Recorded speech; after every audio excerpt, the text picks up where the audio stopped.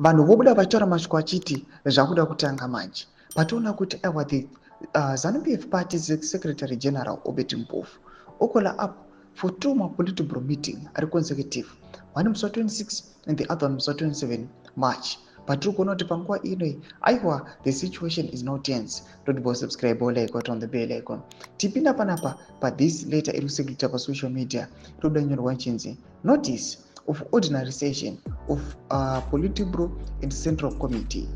The Secretary General of ZANU-PF, Comrade Dr. Obert Mpofu, hereby advises all members of a Politburo meeting on Wednesday, 26 March 2025 at 10:00 hours, and a Central Committee meeting on Thursday, 27 March 2025 at 10:00 hours.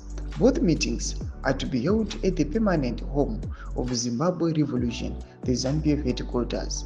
All members on both occasions are advised to be seated by 9:45 hours. Thomas Warubuda panapa tukona kuti aiwa kuchikolewa up for the Politburo meeting aiwa on Wednesday and also on Thursday. People were kuona kuti aiwa as we are heading to the 31st March protest. Aiwa these guys pamari kuda kumbosunga aiwa shangu dzavo nekumbopula up their socks kuti vaona kuti toita sei kuti ticonsolidate power, kuti tisaluza power nekuda kwevanhu vakambovaisa onto power again, just because these guys they have betrayed and disappointed. Zvavakapindira onto power havasi kuzviexecuta. We don't know kuti vari reluctant here kana kuti vakangama. Panguva ino vachiona kuti bombshell Geza nevamwe vake panguva ino vari kunyatsoratidza kuti havasi kuita zvekutamba, vari kuti vari serious nemaprotest awa, vaita kuti the government itye ihute ibvunde. Now they are deploying the right police.